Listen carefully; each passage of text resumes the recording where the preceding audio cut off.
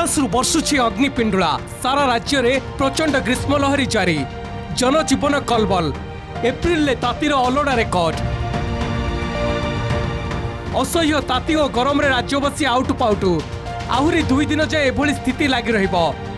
आसंता काली मध्य अत्यधिक गरम रु नाही त्राही अति भीषण ग्रीष्म लहरी नहीं 11 जिला को रेड वार्निंग और ग्रीष्म लहरी नहीं 12 जिला को ऑरेंज वार्निंग जारी करछि भुवनेश्वर पाणीपाग केन्द्र।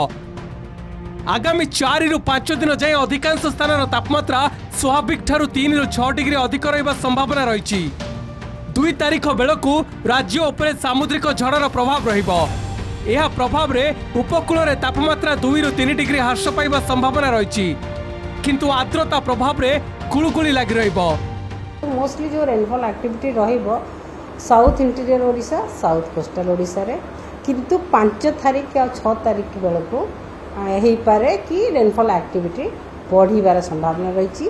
6 तारीख रे आमे जो रेनफॉल एक्टिविटी देइछु सेटा फ्यू प्लेसेस रे देइछु किछि किछि जगह रे किंतु 5 तारीख पर्यंत आमर आइसोलेटेड गोटे किंबा 2टा जगह रे रेनफॉल एक्टिविटी हो पारे आ किंतु 6 तारीख रे किछि किछि जगह रे थंडरस्टॉर्म सहित रेनफॉल एक्टिविटी आ लाइटनिंग होबार संभावना रही।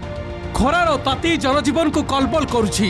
सकाळ 9 रु संध्या 5टा पर्यंत घर बाहर मुस्किल हो पड़ी। दिन 10टा बेलू रास्ताघाट सुनसान हो जाउछि। अति जरूरी काम नथिले घर बाहर नांती लोके जी भी घर बाहरुछंती मुंडरे टोपी ओदाकना और छता धरी बाहरुथुबा देखिबाक मिलुछि। ठंडा पानीय दुकान तरबुज दुकान लोकंक भीड़ देखा जाउछि। अत्यधिक खरा पई लोके बहु असुविधार सम्मुखीन होतुबा कहिसंती।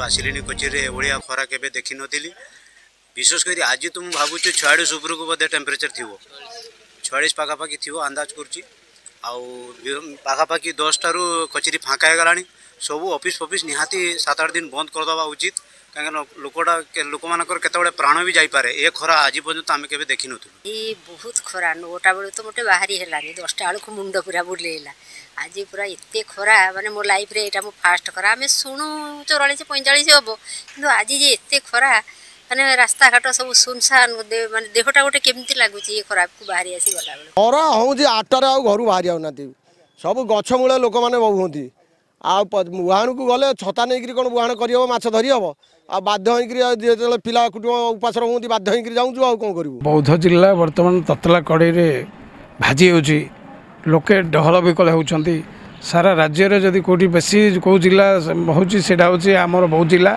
एवं ये पहाड़ी अंचल होता सत्वे किंतु अग्नि वर्षा जो समस्ते पूरा व्यस्त विव्रत हो पड़ुं सकाल 8टा 7टा 9 गुलगुली एवं खरार ताप जो लोके घर बाहरी पारना। राज्य मध्य को क्रमागत भाव उत्तर पश्चिम और पश्चिम दिगरु उत्तप्त वायु प्रवाहित होउछि।